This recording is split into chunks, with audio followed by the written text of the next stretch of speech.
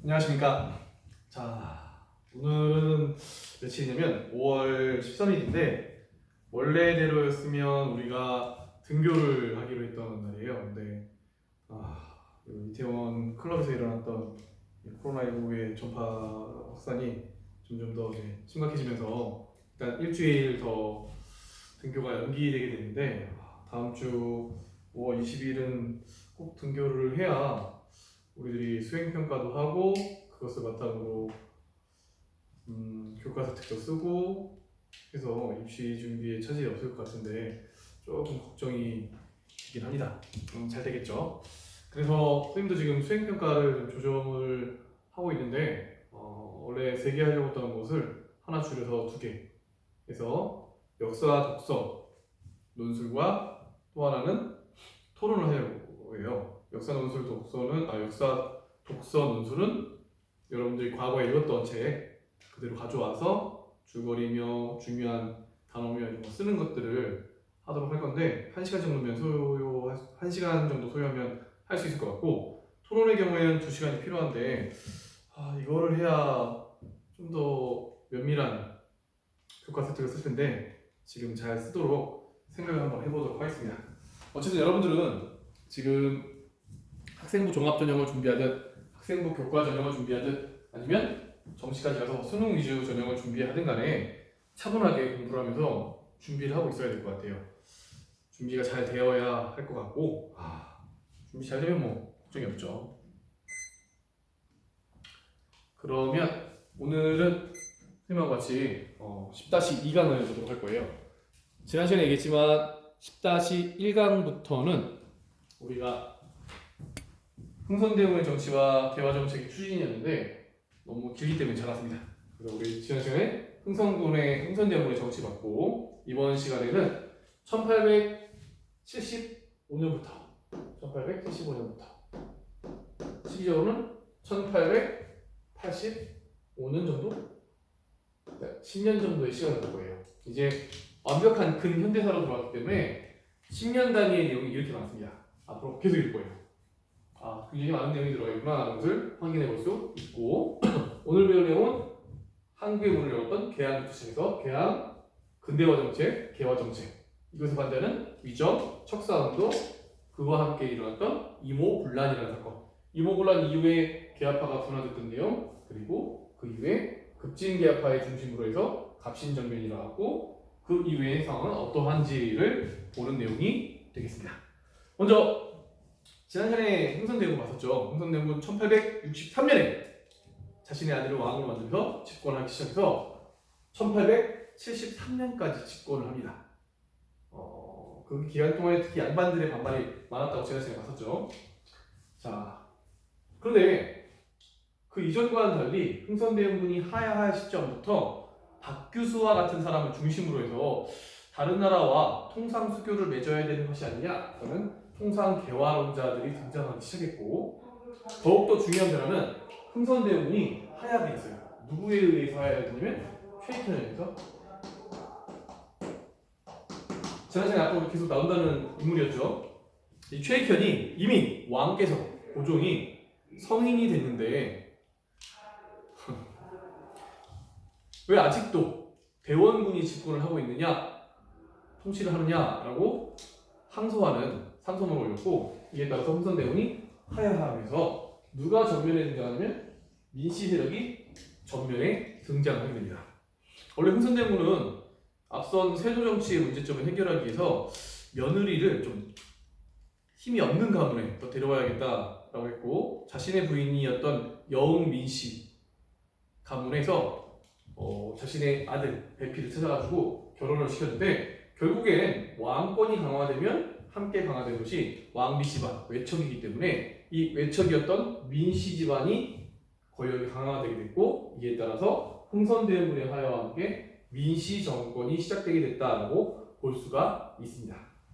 한편 일본은 지난 시간에 봤지만 미국에 의해서 강제 개항된 다음에 메이지 유신을 추진했고 이 메이지 유신을 추진하면서 서양 특히 서유럽의 여러 역사를 바라보면서 우리도 저들을 따라가야겠다라고 판단하는데 그러기 위해서는 한반도를 정복해야 되는 것이 아니냐? 그러면 정한론이 대두됐지만 이것을 실제 실현하지 않았고 결과적으로는 일본이 자신들을 강제 개항시켰던 미국의 사례를 본 거예요. 얘네들은 우리를 어떻게 개항시켰지? 아 이런 내용이었구나. 그러면 우리도 똑같이 해야지. 그래서 1875년 자신들이 대포의 협박을 받으며 강제 개항했듯이 군함이었던 일본의 운요호라는 배를 강화도 앞바다에 띄웁니다. 그래서 강화도에서 운요호로 무료 시위를 한 거죠. 야 대포 맞으면서 우리랑 싸울래? 아니면 너네 개항할래? 라고 협박을 하게 됩니다. 그게 1875년의 일이에요. 만약에 흥선대원군이 집권했다면 그 이전과 다르지 않게 뭐 식민양요나 병익양요와 비슷하게 우리가 더 커다란 피해를 입더라도 계속 싸웠을 것 같은데 이때 이미 조정 내에서도 통상개혁을 해야 되는 거 아니야? 민시정권이 등장하면서 일본의 요구를 받아들이게 됩니다. 그래서 우리나라 최초의 근대적 조약인 강화도 조약, 정식 명칭은 조일 상관에 지켜야 될 수호 조약 조규가 1876년에 맺어지게 되는 거죠. 잘 알고 있다시피 우리나라 최초의 근대적 조약이자 불평등 조약으로 알려져 있어요. 어떤 것이 불평등하냐? 첫 번째는 우리나라 항구만 개항을 해요. 어디 항구냐? 부산 그리고 2개 항구를 추가 개항한다라고 하는데 이 2개의 항구가 원산과 지금의 인천이 제물포입니다. 그래서 보통 자료 찾아보면 부산, 원산, 제물포 이렇게 나온 거예요. 인천이 지금의 부산, 원산, 인천을 개항하는데 각각 의미가 있었죠. 일본과 가까운 항구였던 부산은 경제적 목적을, 원산은 군사적 목적을, 그리고 서울로 들어가는 입구에 있었던 항구였던 인천, 제물포의 경우는 정치적 목적을 띈 개항이었습니다. 여기에 더욱더 불평등한 내용, 다른 나라에서 찾아볼 수 없는 해안 측량권이라는 조항이 들어가 있죠. 우리나라 연해를 일본 대들이 마음껏 측량할 수 있다. 이거는 명백한 국가의 권리를 침해하는 활동이죠. 그리고 일본인들이 개항장에 와서 원산, 인천 또는 부산에 와서 범죄를 저지르면 그 범죄자를 우리가 처벌해야 되는데 그렇지 않겠다. 자기들이 처벌하겠다. 일본의 영사가 처벌하겠다라는 내용을 갖고 있는 영사재판권. 다른 말로 치외 법권이 들어가는 내용이 있습니다. 와, 불평등하네 라는 내용을 볼 수가 있다는 거죠. 자, 여기서 한 발 더 나가면 중학교 때는 여기까지가 중심적인 내용이지만 여기서 한 발 더 나가면 이에 따른 부속 조약이 있었어요. 어떤 부속 조약이면 조일소조규 부록이고요. 부록이 아니고 또 조일 무역 규칙이 있습니다. 자, 설명서에 다 나와 있어요. 두 가지 부속 조약이 체결됐고 어떤 내용이냐면 조일소조규 부록에는 일본 화폐를 사용하겠다. 그러니까 개항장에 오면 조선 화폐로 환전하지 않고 일본 화폐를 그대로 사용할 수 있게끔 허용해달라는 내용이지만 더욱더 중요한 게는 우리 무역하고 하려면 일본인들이 머물러야 돼. 그래서 개항장을 기점으로 해서 심리면 4km거든요. 4km 범위를 일본인 거류지로 설정을 해요. 그러니까 일본인들이 여기다가 집도 사고 머무르면서 무역을 할 수 있게 하는 거죠. 그래서 이 거류지에는 이제 일본인들이 상당수 거주를 하게 되는 겁니다. 여기에 조일 무역 규칙이 어떤 내용이 들어있냐면 일단 일본이 우리나라에서 제일 많이 가져가고 싶었던 물품 중에 하나는 쌀이었어요. 그래서 양곡을 수출입할 수 있게 해달라. 근데 어느 정도의 한계가 있는지에 대한 설정이 없어요. 그러니까 무제한적으로 우리나라 쌀을 일본으로 가져갈 수 있다는 겁니다. 무제한적으로 가져갈 필요 있어요? 있어요. 일본의 쌀값이 당시 우리나라 쌀값보다 한 2배 이상 비쌌다고 해요. 그러면 조선의 쌀을 가지고 일본으로 건너가기만 하면 무조건 이 이동을 하는 대가에 대한 이득이 발생합니다. 일본 상인이 그것을 주도했고 일본 정부가 이것을 도왔기 때문에 철저하게 역시 불평등한 내용이라고 볼 수 있고 여기다 더 기분 나쁜 거는 무관세예요. 관세도 없습니다. 국가가 자신의 무역을 자신의 그 산업을 보호하기 위해서는 관세를 매길 수 있잖아요. 국가의 권리잖아요. 그런데 그러한 권리 자체를 아예 넣어놓지 않습니다. 이거는 일본의 비겁한 그 야욕도 볼 수 있고요. 당시 조정의 정부 대신들이 외교 관례나 또는 국제 통상의 관례를 잘 몰랐다라는 한계점도 함께 볼 수 있는 내용입니다. 그리고 여기를 연결하면 좋은데 여기로 볼게요. 자, 이렇게 처음으로 개항이 됐는데 개항이 되면서 개항을 우리가 강제적으로 개항하긴 했지만 한편으로는 주체적으로 그래 우리 또 근대화하자, 개항하자라고 주장했기 때문에 개화 정책이 함께 연결이 됩니다. 개항하면서 외국 문물을 받아들이기 위한 기구를 설치했어요. 그 기구가 통리기무아문이라는 중요한 기구입니다. 외국과 관련된 외교나 근대화, 개화와 관련된 모든 업무를 담당하는 기구고 그 아래 12개의 부서를 더 둬서 개화 정책을 적극적으로 추진했다는 거죠. 이것이 1880년에 했습니다. 76년 4년 후에 즉각적으로 바로 근대화 정책을 펼쳤다는 것이고 정치적으로는 통리기무아문이 있었다면 군사적으로는 별기운이 있어요. 쟤네 군대가 강한데 우리 군대도 강하게 만들어야지 라고 해서 신식 군대인 별기군을 새롭게 만듭니다. 그러다 보면 과거의 군대가 별로 필요 없잖아요. 과거에 조선 후기에 중앙군은 5군영, 후현도강, 어영청, 총영청, 수호청, 금영이 있었죠. 그것을 2개로 줄이고 신식 군대인 별기군을 특별 대우를 막 해주는 겁니다.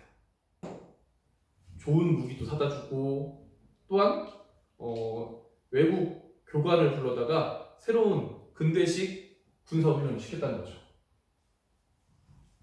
그럼 자연스럽게 이영, 구식군인이라고 볼 수 있는 이 사람들은 대우가 점점 더 차별을 받을 수밖에 없게 되겠고 이런 차별은 나중에 문제로 발생할 수 있게 되겠죠. 좀 이따가 다시 볼게요. 그리고 또 한편으로는 기기창, 무기를 만드는 거고 신식 무기를 만드는 공장을 설치하고 방문국, 이건 신문을 만드는 기구고 전환국, 화폐를 설치하는 기구, 화폐를 만드는 기구고 우정총국, 이거는 우표론 업무겠죠. 우표론 업무를 담당하는 이제 1880년대 초기에 만들어진 근대화와 개화와 관련된 대표적인 4개의 기관이 만들어져요. 기기창, 방문국, 전환국, 우정총국 막 만들어집니다. 와 정말 근대화를 빠르게 추진하고 있구나 라는 걸 볼 수 있고 한편으로는 외교를 위해서 외교 사절단을 일본과 청나라와 미국에 각각 보내게 되는데 먼저 강화도 조약이 있었으니까 일본에 제일 먼저 갑니다. 수신사라는 이름으로 1차 수신사 김기수라는 사람이 2차 수신사 김홍집이라는 사람이 가요. 그런데 다시 보겠지만 김홍집이라는 사람이 조선 책략이라는 책을 가져오거든요. 조선 사회를 정말 시끄럽게 만든 책입니다. 그래서 3차 수신사는 못 가고 왜냐면 이것을 반발하는 사람도 있었거든요. 반발하는 사람도 있었거든요. 그래서 3차 수신사라는 이름 대신에 몰래 밀지를 줘서 암행어사처럼 부산에 내려가서 일본에 갔다 오게 해라 라고 하는 조사시설단 다른 이름으로 신사 유람단이라는 이름으로 바뀌기도 합니다. 어쨌든 수신사 조사실탄단이라는 이름으로 외교사절단이 일본에 방문하는 모습 볼 수 있고요.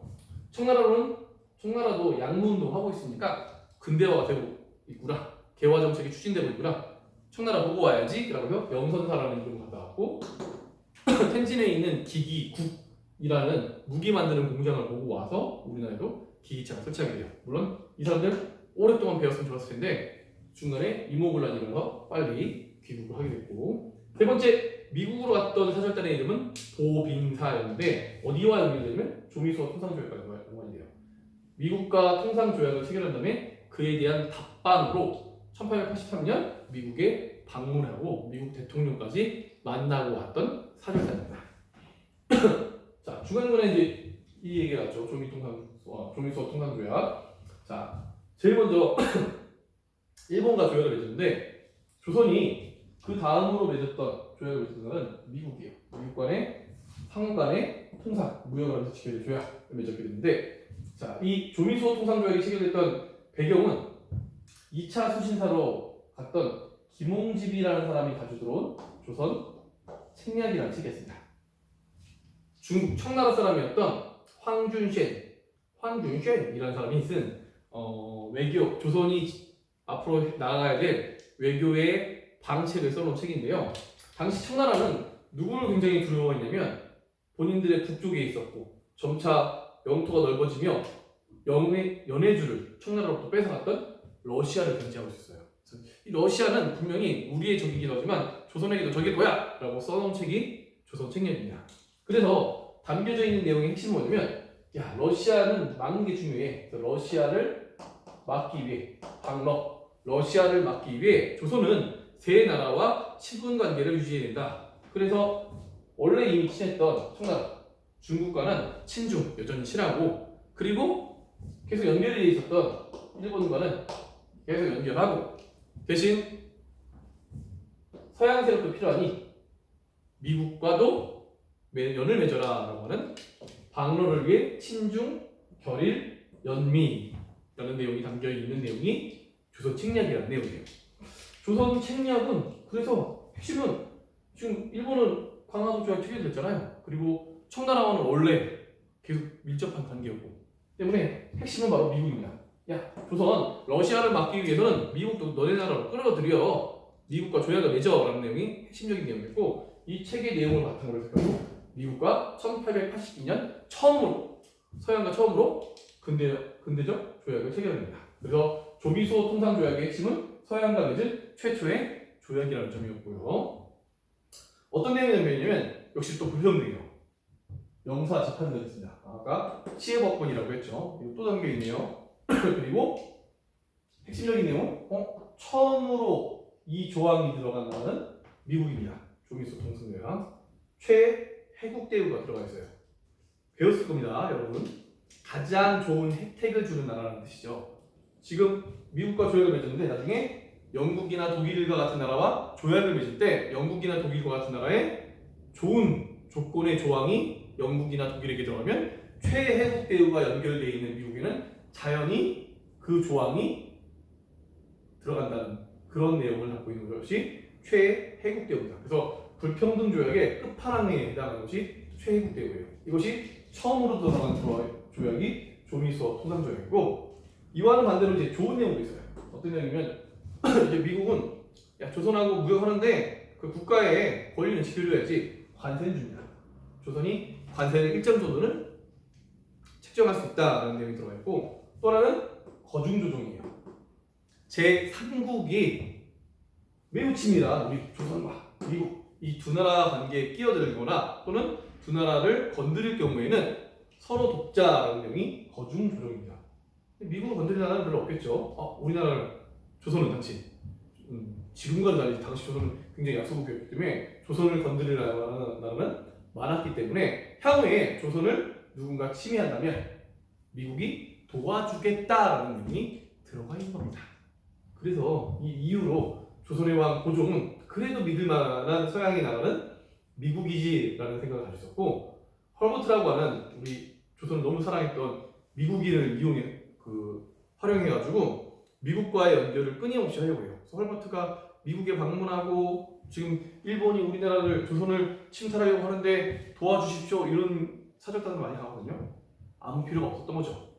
미국이 거중조정을 맺었지만 크게 실효적으로 생각하지 않고 있었고, 나중에는 오히려 가스라 테프트 미락이라고 하는 일본과 비밀리 조약을 맺고 조선을 도와줄 생각은 전혀 없었던 거죠. 그래서 이제 역사적으로 봤을 때 모든 나라를 생각해 보면 영원한 우방도, 영원한 친구도, 영원한 적국도 없다라는 것이 자연스럽게 떠오르는 내용 중에 하나입니다. 자, 그래서 여기까지 개화 정책까지 봤습니다. 근데 일반적으로 개화 정책을 지금 조선 정부는 이 당시 조선 정부를 약간 진보적이라고 하고 있는 것 같아요. 진보적으로 막 개화 정책을 추진하는데 모두가 이것을 좋아하지 않았어요. 오히려 반대하는 사람들이 훨씬 더 전국 각지에 많았습니다. 특히 지배계층이었던 양반 4대부들은 바른 것을 지켜야 된다. 바른 것이란 위정, 바른 것을 지키고 척사, 사사로운 사악한 것을 배척해야 된다라고 하는 뜻을 갖고 있는데, 여기서 말하는 바른 것이란 성리학적인 질서를 말하고,